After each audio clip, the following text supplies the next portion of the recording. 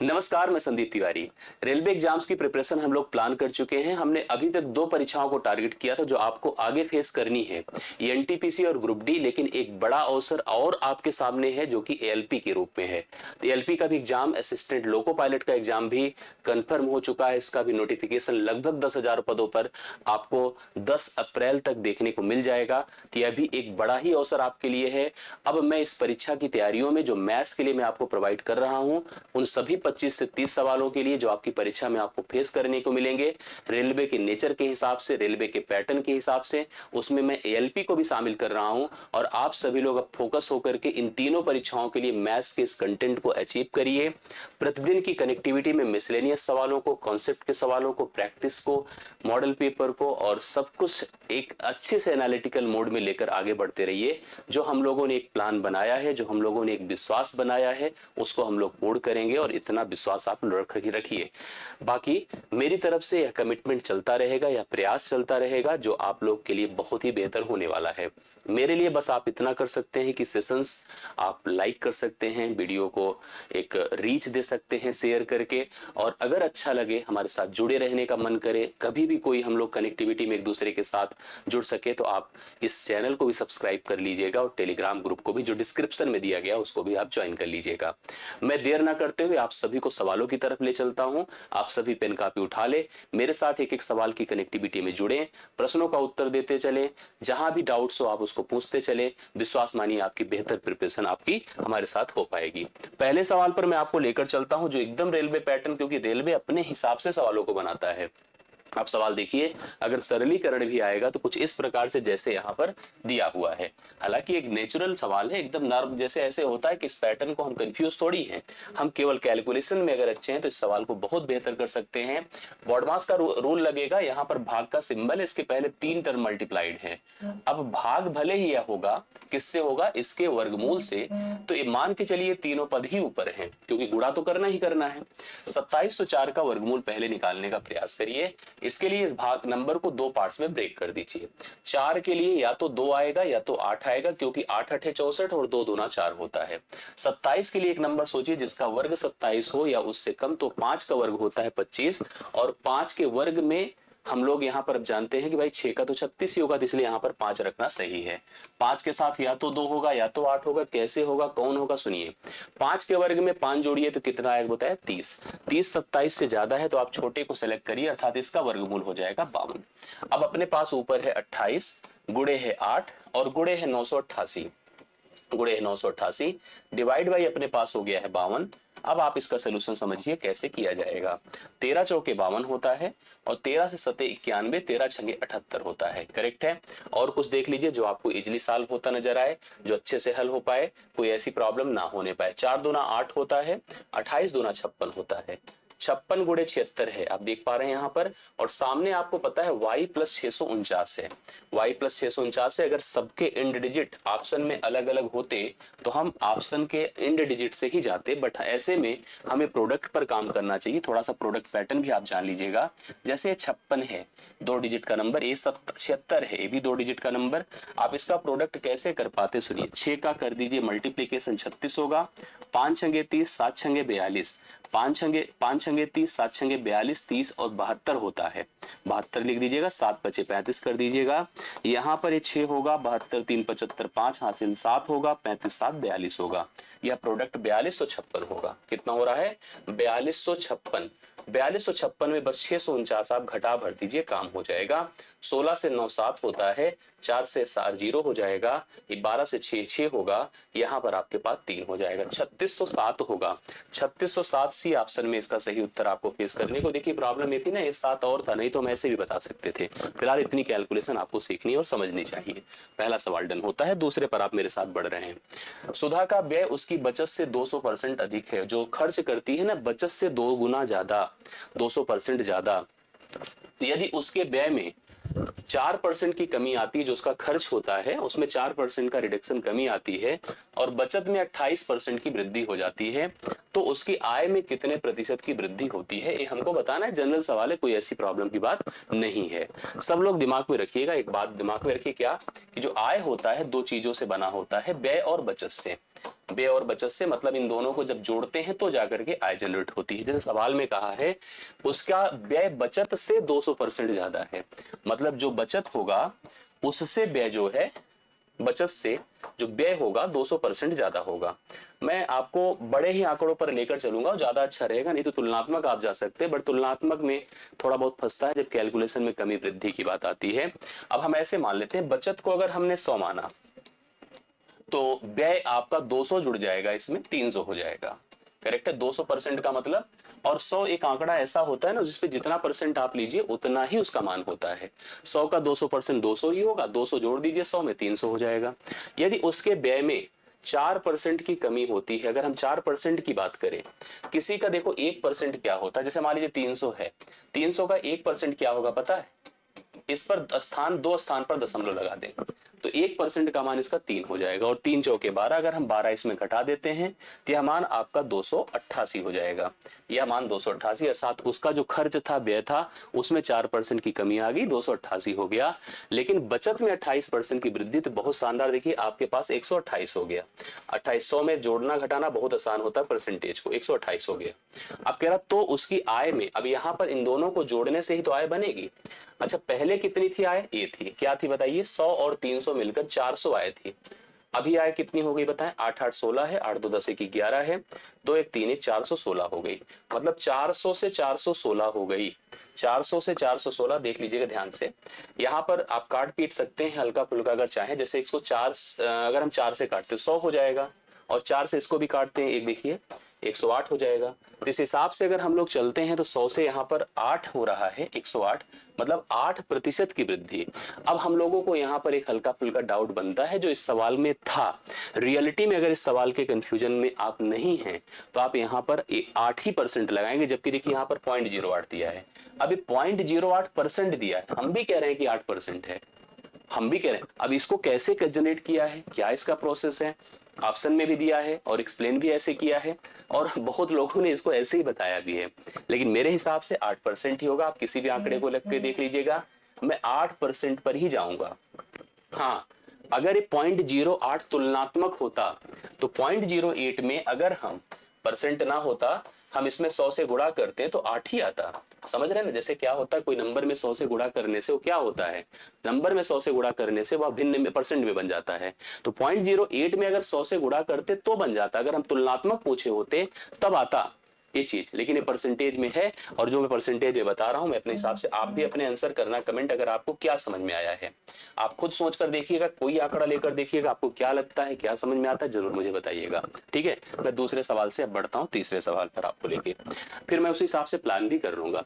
अनिल अंकित मूल्य पर 20% की छूट के साथ कोई वस्तु खरीदता है, वो सवाल आ भी चुका है, ध्यान में रखिएगा, और अंकित मूल्य पर 8% की छूट पर बेच देता है। खुद 20% की छूट पर खरीदा है और खुद 8% की छूट पर बेचा है। ठीक है, मतलब जैसे एक दुकानदार लोग क्या करते हैं, हमको अगर छूट देते तो हमको क्या लगता है कम में बेच रहे, नहीं, वो पहले से छूट पाए रहते हैं, वो 50-100% पाए रहते हैं, 50%, 60%, 70%, तो आपको 10-15% छूट देते हैं, यही प्लानिंग होती है। अनिल 100% की छूट पर खुद खरीद कर लाया है और 8% की छूट पर बेचा है, तो उसके लाभ हानि का प्रतिशत ज्ञात करो, क्या होगा।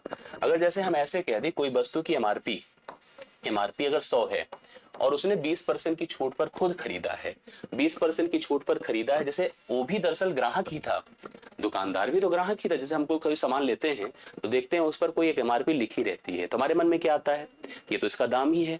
रियलिटी में दाम नहीं होता, वो प्रिंटेड प्राइस होती है, लागत कुछ और होती है, जो बनाने में, क्रिएट करने में लगती है, वो अलग बात होती है। आपको ये समझना है कि यहाँ पर एमआरपी एक ऐसी प्राइस है जो मैन्युफैक्चरर कंपनीज डिसाइड करती हैं। 100 डिसाइड करी, 100 उसको भी बताया गया था, जब वो गया था अपने थोक विक्रेता से लेने दुकानदार, तो उसको भी जो है, उसके जो होलसेलर थे उन्होंने कहा था 100 है, लेकिन हम आपको देंगे कितने में, 20% कम करके। तो 20% कम करके हम आपको देंगे इसको 80 में। उसने कहा कोई बात नहीं, हम 80 में खरीद, लेकिन ये जब आया तो जब आप गए खरीदने, आप ग्राहक के रूप में इसके पास, ये थोड़ी बताएगा हम 80 में खरीद के लाए, ये कहे भैया देखो 100 वाला सामान है, हम आपको इस पर 8% की छूट देंगे। 8% की छूट मतलब हम इसको 112 में देंगे। मतलब उसकी लागत क्या है बताइए, उसकी लागत है 80 और उसने बेचा कितने में, 112 में। अब इसको काट करके थोड़ा समझिए, 16 पंचे 80 होता है, 16 सत्ते 112 होता है, 5 से 7 फायदा दिख रहा है ना, हाँ कितने का, 2 का, किस पर, 5 पर। लिखिए 2 गुणे 100 बटे आप कर दो 5, 5 भी साम में 100 होता है, 20 दूना कितना हो जाएगा बताइए। जैसे उसने खुद कितने में खरीदा है, 80 में। और यहां पर एक चीज दिमाग में रखिएगा, छूट हमेशा एमआरपी पर ही दिया। छूट अगर उसने 8% लगाया तो ये थोड़ा सा हमने देखिए यहाँ पर मिस किया है, जो 112 लिखा है, 8% लगाने का मतलब ये 92 हो जाएगा। इसको थोड़ा समझिएगा तभी क्लियर होगा, ठीक है। जैसे आप देखो छूट इस पर देगा तो 92 यहां से होगा ना, मतलब 80 में खरीदकर उसने 92 में बेचा है, 80 में खरीदकर उसने 92 में बेचा। अब खुद ही आप निर्धारित कर लेंगे उसे कितने का फायदा हो रहा है। कैसे डिसाइड होगा, थोड़ा बहुत कट भी रहा है, देखिए 4 से ही कट रहा है, 4 से काटिए 20 बार जा रहा है, और 4 से काटिए 23 चौके 92 होता है। सभी समझ रहे हैं, 20 से 23 हो रहा है तो 3 का फायदा है, किस पर है, 20 पर है। 3 गुणे 100 बटे आप क्या कर सकते हैं, 20 कर सकते हैं, 20 पंचे 100 होता है और 5 दिया 15 होता है। 15% की उसे देखो पहला हानि है, ध्यान से देखिएगा, और यहाँ पर आपको लाभ लगाना होगा। 15% का उसे लाभ हुआ है, 15% का लाभ हुआ है। इसको आप लोग दिमाग में रखिए, समझिए इस कॉन्सेप्ट को कि कैसे हो रहा है, क्या इसका प्रोसेस है। मेरे ख्याल से आपको क्लियर हुआ होगा, बिल्कुल आप लोग अच्छे से समझ लीजिएगा, अप्लाई कर सकते हैं, समझ सकते हैं। ये हो गया तीसरा। चौथे सवाल पर लेकर चलता हूं। एक त्रिभुज था पी क्यू आर, कोण P है 40 डिग्री, शेष कोणों के समद्विभाजक A पर मिलते हैं, तो कोण AQR तथा ARQ के योग का मान क्या होगा। सबसे पहले हमने एक ट्रायंगल बना लिया, देखिए ऐसे क्रिएट करते हैं। एक ट्रायंगल है अपने पास ABC या PQR, जो जैसे लिखा उसी प्रकार से बनाइए। ये आपके पास है एक त्रिभुज PQR, करेक्ट है। अब फिर देखिए क्या बोला है, जो कोण P है वो 40 डिग्री है। एक त्रिभुज के तीनों अंतः कोणों का जोड़ 180 अंश होता है, सबको पता है। मतलब जो शेष दोनों कोण बचेंगे Q और R, दोनों का जोड़ मिलकर के 140 डिग्री होगा। अब इसने सवाल में शेष कोणों के समद्विभाजक मतलब इसका बाइसेक्टर और इसका बाइसेक्टर, करेक्ट है, इसका बाइसेक्टर और इसका बाइसेक्टर A पर, यहां पर A पर मिलते हैं, यहां पर A पर मिलते हैं। एक आप ध्यान से देखिएगा, हाँ शेष कोणों के समद्विभाजक आपको A पर तथा A पर मिलते हैं, करेक्ट है, A पर मिलते हैं। दरअसल इसमें जैसे A लिखा है ना, इसे देखने से एक डाउट बन रहा है कि यह चतुर्भुज तो नहीं है, जबकि चतुर्भुज नहीं है, यही पर है, त्रिभुज की तरह ही है। अब यहां पर हमसे कह रहा था कि AQR मतलब दिस वन और ARQ का योग बराबर होगा। सिंपल बात है, आपको मैं बता दूं, पहले भी मैंने आपको बता रखा था, कोण Q प्लस कोण R कितना होगा, 180 माइनस 40 डिग्री होगा, क्योंकि त्रिभुज के तीनों अंतः कोणों का जोड़ पहले से लिख करके रख लीजिएगा, कोण P प्लस कोण Q प्लस कोण R बराबर बताइए 180 अंश होगा। अब इसमें अगर एक कोण का मान 40 है तो इन दोनों कोणों का जोड़ 180 से 40 घटेगा, 180 से 40 घटेगा, 140 डिग्री होगा। अब क्योंकि इनके समद्विभाजक हैं तो इसका बाइसेक्टर, अब जो भी हो, अब पता नहीं कौन कितना होगा, 100 होगा, 40 होगा, 70 होगा, जो भी हो हमको नहीं पता है, बट जो होगा उसका बाइसेक्टर एक कोण बना हुआ है, आप देख पा रहे हैं। अब अगर बाइसेक्टर ही है तो जितना भी रहे होंगे, अगर मान लीजिए यहाँ पर 60 रहा होगा और ये आपका कितना रहा होगा बताइए, 60 80 रहा होगा, तो 60 का आधा 30, 80 का आधा आपका कितना 40, 40 30 70। किसी भी हालत में हमें अगर इसके बाइसेक्टर मतलब बटे 2 करना है तो इसका भी बटे 2 कर दीजिए, बटे 2 होते ही मान 70 डिग्री हो जाएगा। राइट सोल्यूशन आपका 70। ये पूछ सकता था इसका मान क्या होगा, ये जब पूछता तो भी बता लेते, 70 होता और 100 से अब 180 से 70 घटाते 110 डिग्री आ जाता, उसको भी कर सकते थे, बट वो पूछा नहीं था। अगर ये पूछता हमसे कोण ए क्या होगा, ये वाला, तो आपका यह कोण 110 डिग्री हो जाता, आप निकाल सकते थे, कंफर्म कर सकते थे। अगले सवाल पर चलिए। 170 परिवारों के एक सर्वेक्षण में 170 परिवारों का सर्वे किया, ये वेन डायग्राम का सवाल है। 115 कॉफी पीते हैं, उन्हें कॉफी पसंद है पीना। 110 चाय पीते हैं, उन्हें चाय पीना पसंद है। 130 दूध पीते हैं, उन्हें मिल्क पीना पसंद है, दूध पीना पसंद है। इस तरह से हमने 3 ग्रुप में 170 परिवार के सभी लोगों को कैटेगराइज किया, कॉफी पीने वालों को, चाय पीने वालों को, दूध पीने वालों को। इसके अलावा क्या होता है, 85 इसमें कॉफी और दूध पीते हैं, 85 क्या होते हैं, कॉफी और दूध पीते हैं। 75 जो होते हैं कॉफी और चाय पीते हैं, 95 जो होते हैं चाय और दूध पीते हैं। 70 ऐसे लोग हैं जो तीनों पे पीते हैं, उन्हें कोई भी इतराज नहीं होता, और जब उन्हें जरूरत पड़ती है, मिलता है, तो दूध भी, कॉफी भी, चाय कुछ भी पी लेते हैं। पता करना हमको ये है कि कितने ऐसे हैं जो कॉफी और दूध का तो उपयोग करते हैं लेकिन चाय पीना पसंद नहीं करते हैं। ये पूरी तरह से कैटेगराइज सवाल है। अगर फिगर बनाना आता है, फिगर पर सेट करना आता है तो कभी दिक्कत नहीं देगा। आइए बनाते हैं। ये हमने बना दिया। सबसे पहले एक किसका नाम है, यहाँ पर कॉफी का, ये ऐसे बना दिया कॉफी का। फिर देखिए हमने यहाँ पर एक और क्रिएट किया, कॉफी के बाद हमने टी बना दिया चाय पीने वालों का। फिर उसके बाद एक और हमने बनाया, देखिए ये है ये मैंने बना दिया यहाँ पर मिल्क पीने वाले, दूध पीने वाले लोग का। जैसे जो ग्रीन कलर वाला गोला है ये पूरी तरह से कॉफी पीने वालों को प्रेजेंट कर रहा है, अर्थात इनकी संख्या को बताए जो कि कितना है बताएं, 115 है, 115 है। जो चाय पीने वाले टोटल हैं यहाँ पर 110 हैं, यहाँ पर 110 संख्या है। जबकि अगर हम बात करते हैं दूध पीने वालों की, तो दूध पीने वालों की संख्या 130 है। यहाँ ये मत सोचिएगा 170 टोटल लोग थे तो जोड़कर 170 से बहुत ज्यादा, और बिल्कुल होगा, उससे कोई दिक्कत नहीं आएगी। अब ये जो हमारे गोले बने हैं अलग अलग, जैसे आप इस गोले की बात करिए, ये पूरी तरह से जैसे कहते हैं ना चाय कॉफी पीते हैं, अब कॉफी के अलावा पता नहीं दूध भी पीते हैं, चाय भी पीते हैं, अलग बात है, लेकिन कॉफी तो जरूर पीते हैं।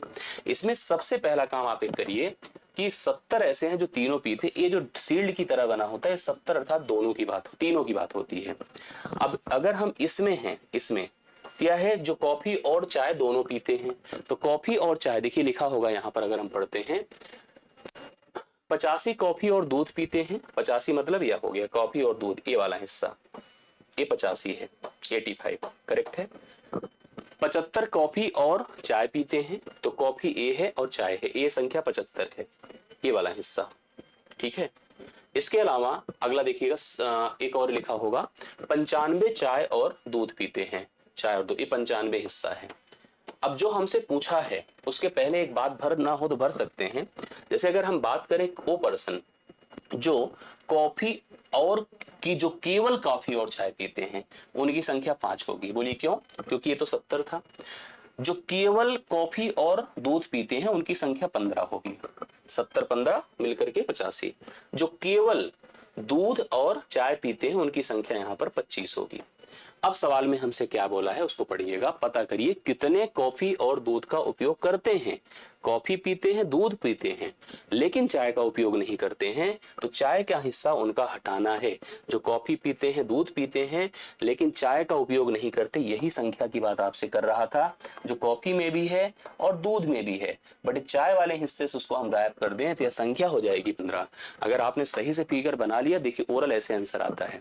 अगर आपसे पूछ ले कि ऐसे लोग जो केवल कॉफी पीते हैं, इन तीनों को जोड़िए, 115 से घटाइए। जो केवल चाय पीते हैं, इन तीनों को जोड़िए, 110 से घटाइए। जो केवल दूध पीते हैं, इन तीनों को जोड़िए, 130 से घटाइए। आ रही बात है समझ में, ऐसे करना चाहिए। पांचवा डन। छठे पर आइए, ये बहुत बढ़िया सवाल है।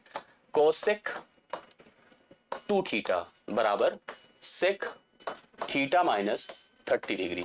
याद रखिएगा रेलवे एडवांस के लिए जाना जाता है, भर भर के एडवांस आता है, कोऑर्डिनेट आती है, ट्रिग्नोमेट्री आती है, हाइट एंड डिस्टेंस आती है, आप समझो सांख्यिकी का हिस्सा पूछा जाता है। इसमें रेलवे मतलब कुछ भी ऐसे सवालों को नहीं छोड़ता है जो एडवांस पर उसका फोकस ही बहुत होता है। 40% हिस्सा एडवांस का देता है और कम नहीं देता। आप छोटी परीक्षाओं में भी एडवांस बहुत अच्छा देता है। भाई आप रेलवे पर जा रहे, रेलवे वैसे भी टेक्निकल सिस्टम है, समझ रहे, किसी भी परीक्षा के थ्रू जा रहे तो रेलवे में ना। अब हमसे थीटा का मान पूछा, मैं आपको कुछ बातें बता दूं। जैसे कभी भी आप जानते हैं कि 3 फंडामेंटल ट्रिग्नोमेट्रिक सिंबल होते हैं, साइन कॉस टैन। उनका रेसिप्रोकल, साइन का उल्टा कॉसेक, कॉस का उल्टा सेक, टैन का उल्टा कॉट। इनके जो कोण के रिलेशन होते हैं कॉम्प्लीमेंट्री होते हैं। जैसे किसका किसका, साइन का होता है कॉस के साथ।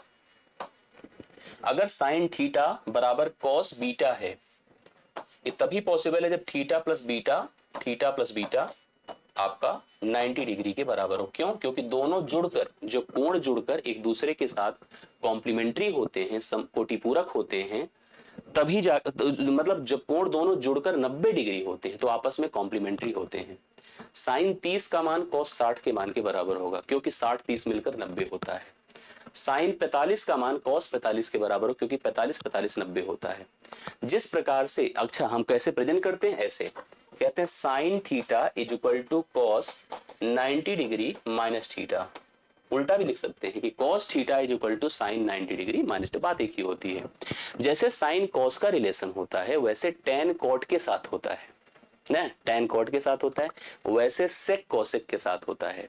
अगर सेक और कोसेक इक्वल है कोणों को दिखाते हुए, तो पक्का उनकी जो कोणीय वैल्यू होगी वो जुड़कर 90 डिग्री होगी, अर्थात कोण एक दूसरे के कॉम्प्लीमेंट्री होंगे। मतलब इस नियम को हम इसलिए लिख रहे हैं क्योंकि ऐसे होता है, cosec theta is equal to sec 90 degree minus theta. अब देखिए इन दोनों कोणों को चेक करिए, थोड़ा सा जोड़ दीजिए, 90 होंगे कि नहीं? Yes, minus 90 plus minus theta plus theta खत्म, 90 बचा। इसी हिसाब से हम इसकी बात करते हैं, 2 theta plus theta minus 30 degree बराबर बताएं कितना हो जाएगा? 90 डिग्री। 90 30 120 बराबर कितना? 3 थीटा। 3 से काटे कितना हो जाएगा? 4, 40। मतलब थीटा का मान बताएं कितना? 40। और थीटा का मान ही पूछा था जो कि 40 डिग्री है। ऑप्शन नंबर सी है। छठा सवाल है, राइट सोल्यूशन आप लोग लिख सकते हैं। 7वें पर आइए, वह धनराशि साधारण ब्याज पर 5% वार्षिक दर से 3 गुना हो जाती है, उसी समय में वह धनराशि किस दर पर 6 गुना हो जाएगी? साधारण ब्याज बहुत बढ़िया सवाल दे देता है, कंफ्यूज थोड़ा सा करता है, लेकिन अगर जिसका कॉन्सेप्ट क्लियर है उसे कोई फर्क नहीं पड़ता है। हमने कुछ पैसे लगाए, ठीक है, एक कह रहा है कि साधारण ब्याज की दर पर 5% रहता है ना दर, 3 गुना किसी समय में हो जाता है, ठीक है। एक समय था टी, उस समय में अगर हमने 5% की दर लगाई तो यह पैसा अमाउंट जो बना वह अमाउंट आपका कितना हो जाएगा? 3 गुना। मतलब अगर हम 1 रुपए लगाएंगे तो यह 3 रुपए हो जाएगा। 3 रुपए जो हुआ है तभी हुआ है जब हमने 2 रुपए का ब्याज जोड़ा है। मतलब एक में अगर हम 2 जोड़ेंगे तभी 3 हो पाएगा। अब इसका कहना है कि भैया हमको इस पैसे को 6 गुना बनाना है। कितना बनाना है? 6 गुना। हम समय उतना ही देंगे, जो यहाँ पर समय था वही समय देंगे, बस आप ब्याज दर बढ़ा लो अपनी जो बढ़ाना है। तो ब्याज दर वो बढ़ाना चाहता है, कितना बढ़ा दे मैं आपको बता दो, बहुत आराम से क्लियर हो। एक चीज तो क्लियर हो ही रहा है, क्या हो ये रहा है कि अगर हमें 1 से 6 होना है तो कितना ब्याज चाहिए आपको? 5 चाहिए। कितना ब्याज चाहिए? 5 चाहिए। 5 रुपए का ब्याज मिलेगा तभी 1 से 6 हो पाएगा। अब सोचिए हमें 1 2 का ब्याज मिल रहा था तब जब दर थी 5%। मैं क्या कह रहा हूं सुनिए, 2 रुपए का ब्याज मिलेगा जब दर रहेगी 5%, और 5 रुपए का ब्याज मिलेगा जब दर होगी 5 पचे 25 बटा 2 अर्थात 12.5%। 12.5% यहाँ पर बी ऑप्शन राइट सोल्यूशन बनकर आपके सामने आएगा। आप नोट कर सकते हैं। 7वां सवाल आपका डन भी हो जाएगा। 8वें पर आइए, दुकानदार ने एक वस्तु पर 20% का लाभ कमाते हुए उसे 180 रुपए में बेचा। 20% का लाभ कमाया और 180 रुपए में बेचा। यदि दुकानदार वस्तु के अंकित मूल्य पर 30 रुपए की छूट देता है तो वस्तु का वर्धित मूल्य वस्तु का वृद्धि मतलब एक प्रकार से जो उसकी प्रतिशत बेसिकली लाभ में जो वृद्धि हुई या लाभ को नया जो लाभ बना वो कितना बन गया, ये पूछा है। उसने कहा कि हम 20% का लाभ कमाए हैं। कब कमाए हैं बताइए? जब हमने सामान को 180 रुपए में बेचा है, अर्थात विक्रय मूल्य हमारा कितना है? 180 रुपए है। करेक्ट है। ऐसे में हम सबसे पहले ये सोच लें कि जो है यहाँ पर सामान की एक्चुअल प्राइस क्या थी, मतलब रियलिटी में सामान कितने में था। करेक्ट है। अब सुनिएगा, 20% का मतलब क्या होता है? 1/5 लाभ हो रहा है ना, तो लाभ है। लाभ किस पर होता है? सीपी पर, क्रय मूल्य पर। मतलब खरीदा कितने में? 5 में। 1 का लाभ लिया, बोल बेचा कितने में? 6 में। 5 में खरीद कर 1 का लाभ लेकर 6 में बेचा है। करेक्ट है। 6 का मान यहाँ दिया है, लिखिए 6 बराबर 180, 1 बराबर 30, क्रय मूल्य कितना था? 5, 5 बराबर 150, अर्थात 150 में उसने खरीदा था। अब सवाल में कह रहा है यदि दुकानदार वस्तु के अंकित मूल्य पर 30 रुपए की छूट देता है तो वस्तु के वृद्धित या वर्धित मूल्य का प्रतिशत ज्ञात करें। मतलब उसके लाभ, ऐसे बेसिकली हम लोगों से कह रहा है कि उसके वृद्धि का प्रतिशत हमको बताना है कि कितने प्रतिशत की वृद्धि होती है। अब आप लोग इसको समझिए। दरअसल कभी कभी कोई सवाल ऐसा होता है जहां पर जो वर्डिंग होती है लोग कंफ्यूज करती है। जैसे वर्धित मूल्य है, अभी वर्धित मूल्य क्या बताता है, ऐसे सवाल लिखा भी रहेगा पेपर में, तो आप इसको समझिए कि यहाँ पर इसका सेंस बनकर आएगा कि जो वस्तु का अंकित मूल्य है वो कितने प्रतिशत बढ़ाकर अंकित किया गया था, ये आपसे पूछा है। अंकित मूल्य जैसे दुकानदार की पॉलिसी होती है कि दुकानदार सामान खरीदते हैं और उसे कुछ प्राइस बढ़ाकर प्रिंट करते हैं। अभी इसमें अंकित मूल्य का कोई लेना देना नहीं, लेकिन इस लाइन को पहचानिए। इसमें लिखा है कि अंकित मूल्य पर 30 रुपए की छूट दिया था, और छूट हमेशा दे करके विक्रय मूल्य जनरेट होता है। दरअसल यहाँ जो 180 में बिका है ये छूट दे करके ही बिका होगा। अगर हम इसमें 30 जोड़ दें तो जाकर के उसकी एमआरपी पता चल जाएगी हमको कि उसने बताया कितना होगा, 210 बताया होगा। अब सुनिए, सवाल ये हो गया, खरीदा कितने में था? 150 में। ग्राहक को कितना बता रहा था? 210, और इस पर 30 की छूट देकर कितने में बेच रहा था? 180 में।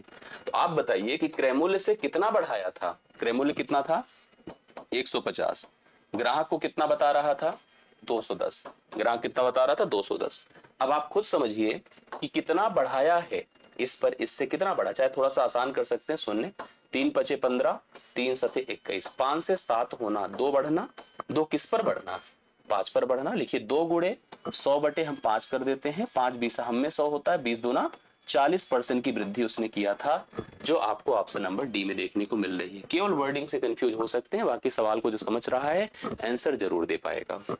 अगले सवाल पर मैं लेकर चलता हूं आपको। समीकरण है, आप देख पा रहे हैं, लीनियर इक्वेशंस इन टू वेरिएबल्स 6x - 3y + 10 बराबर 0। दूसरा है 2x - y + 9 = 0 द्वारा किस प्रकार की संख्याओं को निरूपित किया जाता है। संख्याएं संपाती होती हैं, समानांतर होती हैं, प्रतिच्छेदी होती हैं, निर्धारित नहीं कर सकते हैं। हम इसको ऐसे डिसाइड करते हैं कि जब दो चरों वाले दो रैखिक समीकरण होते हैं, a1x, पूरी बात सुनिएगा, a1x + b1y + c1 बराबर 0, a2x + b2y + c2 बराबर 0, ये दो रैखिक समीकरण होते हैं। इन दोनों का जब हल किया जाता है, दरअसल इन्हें हम इक्वेशन कहते हैं। Equation of the straight line होते हैं, ये सरल रेखा के समीकरण होते हैं। ये ऐसे रेखा का समीकरण होते हैं कि जब रेखाएं एक दूसरे के ऊपर ओवरलैप्ड होती हैं।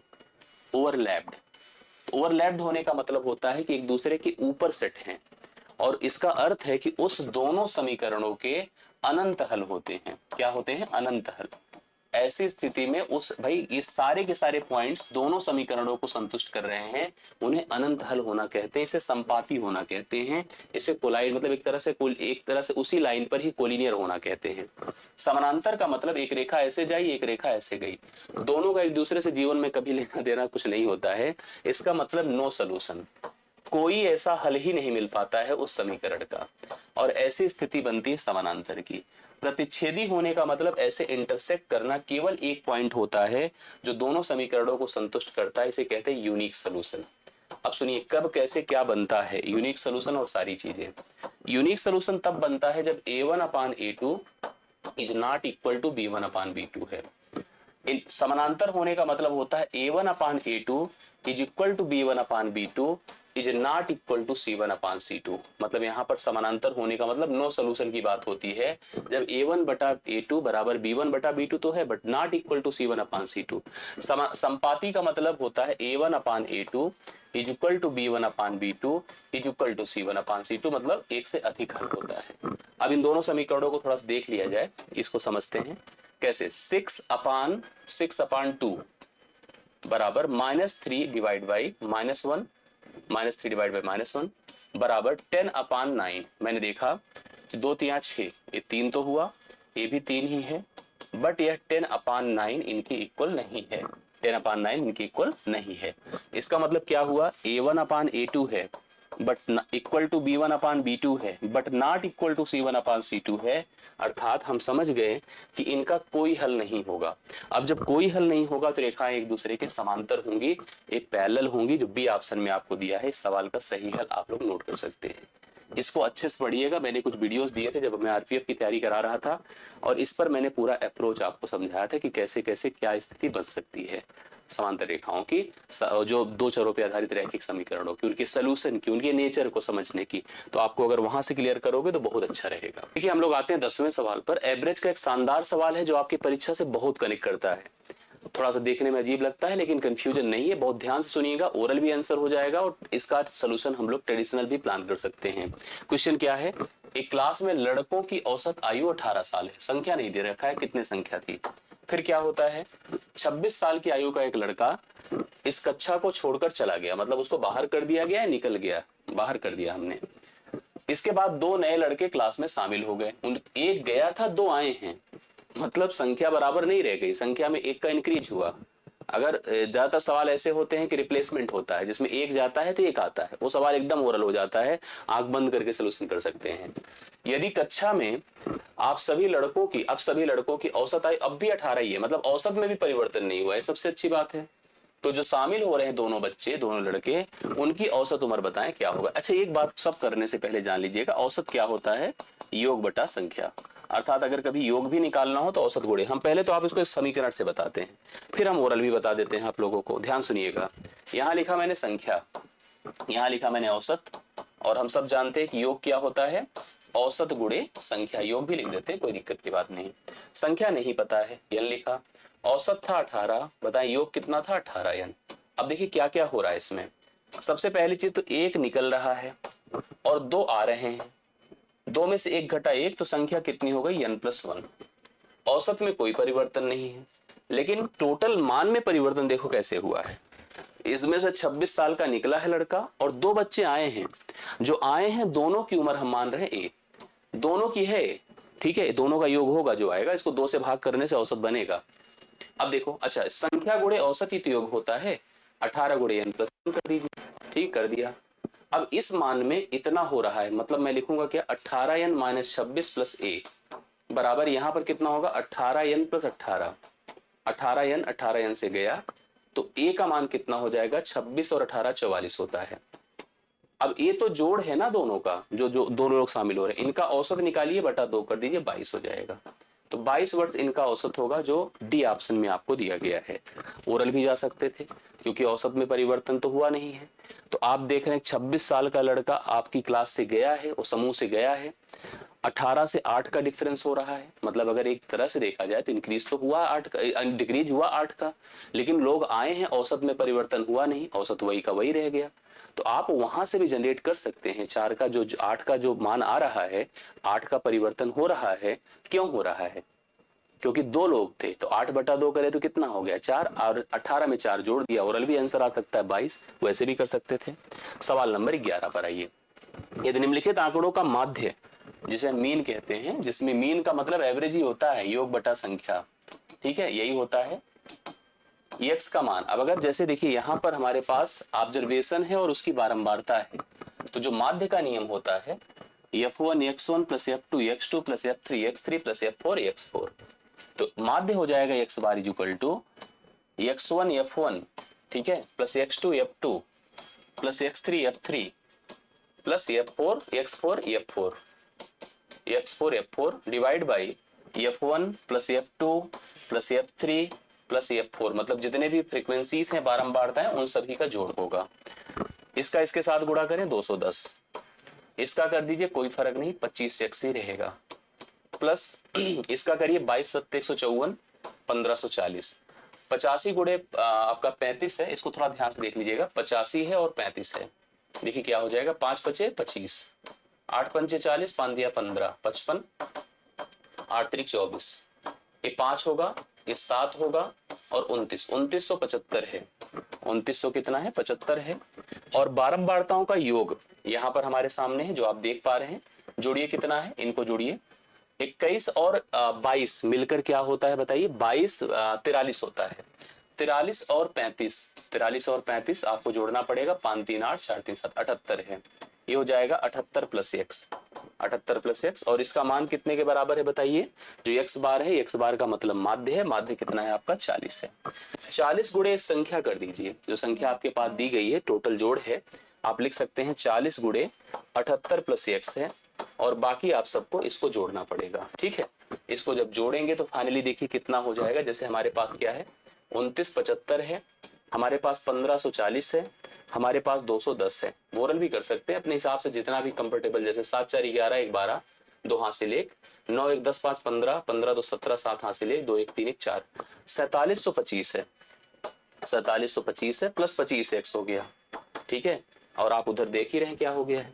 इसका गुणा कर दे, शून्य देखिए, शून्य 8 चौके 32, 4 8 32 है, 4 7 28, 28 3 31 है, प्लस 40x है, आप इसको इधर ही कर लें तो 15x हो जाएगा, वो जाके घट जाएगा, देखिए हमारे पास है, इसमें घटाई देते हैं, मतलब हम क्या कर रहे हैं, 4725 से 3120 को घटा दे, कहीं प्लस माइनस गलती हुई तो देख लीजिएगा आप लोग, 7 से 1 6 होता है, 1605 हो गया, और अगर घटेगा तो 15 जाएगा, तो 15 से और एक भाग होगा, 15 1 के 15, 1 0 0 बढ़ेगा, 15 7 105, 107 आएगा, अर्थात अगर x की जगह पर हम 107 रख देते हैं तो जाकर के यहाँ पर वह सब कुछ अचीव कर लेगा। तो सांख्यिकी के कभी कभी लगते हैं कि छोटे सवाल हैं, लेकिन कैलकुलेशंस और सारी चीजें आपको ऐसा पहुंचा देती है कि लगता है कि बहुत ही बड़ा स्टेप्स है। हाँ, तो 11 डन होता है। 12वें पर आइए।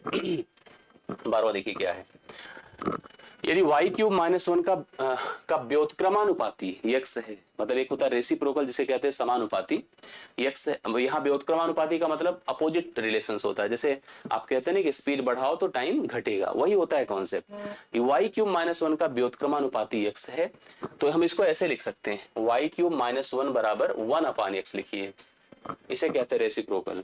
y का मान कह रहा है अगर 3 रखने पर x का मान 4 होता है। मैं आपको बता दूं इसको करना कैसे है। तो y का मान 9 रखने पर, मतलब ये डायरेक्ट नहीं आएगा, ये भी मैं बता देता हूं आपको, समझिएगा। ऐसे करा जाता है y cube minus one is directly proportional to 1/x। आप कहोगे सर डायरेक्टली कैसे, तो इनवर्सली तो हो गया ना, 1/, हो गया।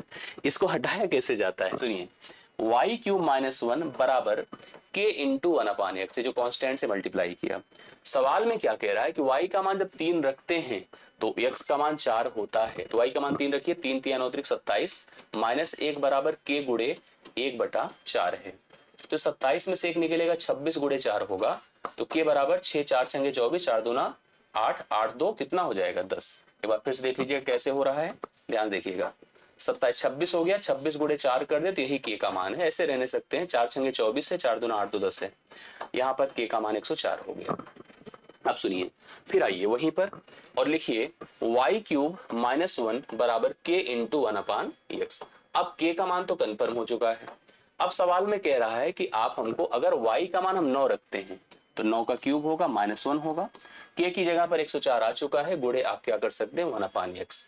ये x का मान आपको निकालना है। देखिए कैसे बनकर आएगा, ये x उधर जाएगा तो इधर आएगा, तो ये आपका 9 का क्यूब 729 होता है, 729 से 1 घटेगा 728 हो जाएगा, बराबर आपका 104 रहेगा, बटा x रहेगा। अगर x इधर ले जाइएगा तो 104 यहाँ आएगा, 729 यहाँ जाएगा। ठीक है, अब देख लीजिए किससे खत्म हो रहा है, किससे क्या चीजें हो रही हैं। इसको काट पीट सकते हैं, जहां तक पॉसिबिलिटी इसकी बनती है वहां तक हम इसको अप्लाई कर सकते हैं। 729 नहीं 728 से बहुत विशेष ध्यान रखना होता है, नहीं तो पता चलता है कि हमको कुछ कटता ही नजर नहीं आएगा। ठीक है, अब सुनिए, जैसे 4 से कट रहा है और मेरे ख्याल से 13 8 104 है और 13 5 65 बिल्कुल कट रहा है। 13 8 104 है, 13 5 65 है और 13 छंगे 78 है, 8 1 के 8 है, 8 7 56 है। अगर 1/7 आप लगा रहे हैं तो बहुत शानदार सवाल को हल कर चुके हैं और बी ऑप्शन राइट सोल्यूशन है। वो ध्यान से एक बार देख लीजिएगा, रिवीजन की जरूरत हो तो कर लीजिएगा, क्लियर हो जाएगा। 12वां सवाल आपका डन होता है। 13वें पर आइए। सेल के दौरान राघव ने ₹12 अंकित मूल्य की एक नोटबुक को 25% छूट पर और 75% अंकित मूल्य की एक पेन को 20% की छूट पर खरीदा। बहुत बढ़िया है, सेल में हम सब लोग फायदा उठाते हैं ना, राघव ने भी उठाया। कैसे उठाया, उसको एक पेन नोटबुक पसंद आई, जिस पर नोटबुक पर प्राइस जो लगी थी वो क्या लगी थी बताइए। नोटबुक पर जो प्राइस लगी थी 12 रुपए लगी थी, और उसे क्या पसंद आई, एक जो है पेन भी पसंद आई ना, एक पेन भी पसंद आई। जो पेन पर प्राइस लगी थी वो 75 रुपए की लगी थी। अब उसे क्या होता है कि उसने जाकर के नोटबुक पर 25% की छूट पर पेन को खरीदा। तो 25% का मतलब 1/4 1/4 होता है। 1/4 निकालेंगे 3 कम हो जाएगा, 3 कम होगा तो इसकी प्राइस 9 हो जाएगी। नोटबुक की प्राइस 9 होगी, 9 में मिली। दूसरी तरफ अगर पेन पर गए, जो 75 रुपए अंकित मूल्य है उस पर 20% की बात करते हैं, तो 20% का मतलब क्या होता है बताइए। 20% अगर हम इसका करते हैं तो यहाँ पर कितना हो जाएगा, 15 हो जाएगा। कैसे हो जाएगा, क्योंकि 10% 7.5 होगा, 7.5 गुणे 2 कर दे तो 15 होगा, 15 घटेगा, 15 घटेगा तो यह मान 60 का हो गया। करेक्ट है, हम वैसे भी कर सकते थे, मैं आपको बताता हूँ। सेल के कारण उसने कितने रुपए की बचत कर डाली। अब सुनिए, ऐसे नॉर्मली देखिए खरीदता तो भाई देखो, एक चीज और बता दूं, कितने रुपए की बचत कर डाली हमको ये करने की जरूरत ही नहीं थी। कैसे, अगर हम 25% का मान निकालते तो कितना आता 3, और इसका 15% निकालते 20% 15 15 3 कितना 18, ये 18 रुपए की बचत हम ऐसे नहीं बता सकते थे, बिल्कुल बता सकते हैं भाई। इसका आपने 25% बचाया, इसमें आपने 20% बचाया, इसके 25% का मान 3 है, इसके 20% का मान 15 है, 15 3 18 है, यही तो बचत है। या मिलता कितने में, इतने में, दिया कितना, इतना, अंतर देख लीजिए, खुद ही बचत कंफर्म हो जाएगी। समझ रहे हैं, ये हो गया 13वां आपका। 14 पर आइए। यदि कुत्ते के भोजन के 3 डिब्बे 2 कुत्तों को 1 दिन के लिए खिलाने के लिए सक्षम है, 3 डिब्बे रहते हैं खाने के सामान में, 2 कुत्ते रहते हैं, 1 दिन खाते हैं आराम से। हमने कहीं से व्यवस्था करा 42 डिब्बों का, 4 दिनों तक खिलाना है। बोलिए कितने कुत्तों को खिला पाएंगे? सोचिए। एक रूल होता है, आपने सुना होगा, M1 D1 H1 divide by W1 R1 बराबर M2 D2 H2 divide by W2 R2। मेरी बात सुनिए ध्यान से। मैन पावर एफिशिएंसी क्षमता ऊपर तुलना होती है, टाइम चाहे वो दिन में हो, चाहे घंटे में हो, चाहे मिनट में, सेकंड में, वो ऊपर होता है। कार्य का भाग मतलब मात्रा और मजदूरी नीचे होती है। जैसे 3 डिब्बे हैं तो यह कार्य है, समान है, ये नीचे जाएगा। 2 कुत्ते हैं, मेन पावर है, ये ऊपर रहेगा। समय है, 1 दिन है। चलिए, उधर मेरे पास 42 डिब्बे थे तो समान है ना, मान है, कार्य है बेसिकली, ये नीचे रहेगा। 4 दिन का समय रहेगा, डॉग्स की संख्या डी कर दिया। अब बताइए क्या होगा? 3 से 14 दूना 28, 14 त्रिक 42, ठीक है। 2 1 के 2, 2 दूना 4, 2 सते 14, तो डी का मान आएगा 7। 7 कुत्तों को खाने के लिए पर्याप्त है। इस सवाल जो कि 14 नंबर था, 7 कुत्ते खा सकते हैं आराम से। इस स्थिति में इस सवाल को बहुत ध्यान से मन लगाकर सलूशन करिए। आज के सेशन का अंतिम सवाल हम लोग लेने चल रहे हैं, बहुत ध्यान से इसको भी पढ़ लीजिएगा। एक त्रिभुजाकार प्रिज्म है, प्रिज्म समझते हैं ना सब लोग, जैसे हमने यहाँ पर त्रिभुज बनाया, बेस है, मैंने ऊपर देखिए एक त्रिभुज और प्लान कर डाला, कोई दिक्कत है नहीं। अब आप देखो, जैसे आप ऐसे नहीं समझिएगा इसको, जैसे त्रिभुज है, अब त्रिभुज के सभी कॉर्नर को हमने ऐसे उठा दिया, मतलब दीवालों की तरह उठा दिया, ऐसे इसको उठा दिया, उधर से एक दीवार उठा दी, इधर से उठा दिया, और ऐसे ले जाकर के हमने फिर से एक छत रख दिया त्रिभुज की। देखिए ऐसे मिला दिया, ये मिला दिया, ये मिला, अब आपको लग गया होगा एक त्रिभुज है, ठीक है। जो हमारा फर्श है वही हमारी छत है। कभी कभी पूछता कितने सरफेस, हमने कहा 2 त्रिभुज हैं, 3 आयत हैं, ठीक है। इसका जो आधार है 8, 15 और 17 है। त्रिभुज की जो भुजाएं हैं वो 8, 15 और 17 की हैं। 8, 15, 17, जैसे इसको 8 कहा है, इसको 15 कहा है, इसको 17 कहा है, करेक्ट है। वही ऊपर वाला भी होगा। और इसकी जो ऊंचाई है, ऊंचाई आपको 20 दिया है, 20 इकाई ऊंचाई जो दिया है वो 20 इकाई दिया हुआ है। ऊंचाई को आप कैसे कंसीडर कर सकते हैं? वर्टिसेस टू वर्टिसेस आप ज्वाइन कर दीजिए, कंफर्म हो जाएगा। ये जो लेंथ आप ऐसे मिला रहे हैं, यही हाइट है बेसिकली, अगर सोचा जाए। ये सभी कॉर्नर्स को मिलाने वाली है, तीनों तरफ से हाइट्स को उठाया है। और मैं बता दूं, ऐसे में जब कुल पृष्ठीय क्षेत्रफल की बात होती है तो कुल पृष्ठीय क्षेत्रफल कैसे निकाला जाता है, मेरी बात को सुनिएगा। 2 तरह से करा जाता है। एक तो नीचे के 2, अगर पृष्ठीय क्षेत्रफल आपको करना है तो एक त्रिभुज ये जो देख रहे हैं और एक त्रिभुज ये, मतलब 2 तो ट्रायंगल हैं, 2 ट्रायंगल हैं जिनका जो एरिया होगा पता है भाई, त्रिभुज का एरिया 1/2 बेस इंटू हाइट तब होता है जब समकोण है। फिलहाल ये त्रिभुज समकोणीय है, क्यों? क्योंकि 8, 15 और 17 ये पाइथागोरस के नियम को फॉलो करते हैं। 8 8 है 64, 15 15 में 225, जोड़ लीजिए आपका 279 के बराबर होगा, मतलब ये समकोण त्रिभुज ही है। तो आप यहाँ से 2 त्रिभुज पाएंगे 1/2। अब अगर जैसे कभी समकोण त्रिभुज बना, अगर एक 8 है, एक 15 है, तो 17 है, तो समकोण बनाने वाली भुजाएं हैं, तो 2 गुणे 1/2 गुणे 8 गुणे 15 इनका एरिया हो जाएगा। इसको 2 से और गुणा करिए, क्योंकि 2 त्रिभुज है, नीचे भी है और ऊपर भी है, कुल सरफेस एरिया पूछ रहा है। 2 2 से खत्म, 15 8 120, ये हो गया। इसके साथ साथ मैं बता दूं 3 रेक्टेंगल हैं, 3 रेक्टेंगल हैं। और रेक्टेंगल की सिचुएशन क्या है? रेक्टेंगल देखिए आपको कैसे दिख रहे हैं, यहाँ पर एक दिख रहा होगा, ऐसे दिखा ना, यस। इसमें जो एक साइड हमने त्रिभुज का उपयोग में लाया है, अब जो भी जैसे 15 लाया है, 15 गुणे हाइट, 15 गुणे हाइट, भाई आयत का क्षेत्रफल क्या होता है? लंबाई गुणे चौड़ाई। हाइट कितना है? 20 है। एक साइड हमने 8 लिया, 8 के साथ जोड़ा तो 8 गुणे 20 कर दिया। ऐसे हमने 17 लिया, 17 के साथ जोड़ा तो 17 गुणे 20 कर दिया। अब आप ऐसे भी कह सकते थे कि अगर हम 20 कॉमन कर लें तो 15 + 8 + 17, मतलब त्रिभुज का परिमाप गुणे हम ऊंचाई कर देते हैं, तो इनके कर्व सरफेस एरिया को प्राप्त करते हैं। बेस एरिया पहले से निकाल चुके हैं। आइए 15 8 देखिए 23 होता है, 23 17 40 होता है, 40 गुणे आप 20 कर दें, 800 हो गया। ये 800 है, प्लस 120 पहले से आ चुका है, तो 800 में अगर हमने 120 को जोड़ दिया तो 920 हो जाएगा टोटल सरफेस एरिया इस पूरे ट्रायंगुलर जो प्रिज्म है उसका। आयतन अगर पूछता तो आधार का क्षेत्रफल गुणे ऊंचाई आयतन हो जाता। तो फिलहाल समझ में आया होगा, आया तो कंफर्म करिएगा, बताइएगा कि आ रहा है समझ में, नहीं आ रहा है, क्या आपको कंफर्म हो रहा है कि नहीं हो रहा है, बिल्कुल हमें बता दीजिएगा। बाकी मुलाकात नेक्स्ट क्लास में होगी, नेक्स्ट प्रैक्टिस में होगी। एएलपी को भी टारगेट कर लीजिए, कमेंट करिएगा जो एलपी वाले एकदम टारगेटेड होंगे आगे, ठीक है। बाकी मिलता हूँ नेक्स्ट क्लास में, आज के लिए इतना ही। Thank you so much, thank you so much.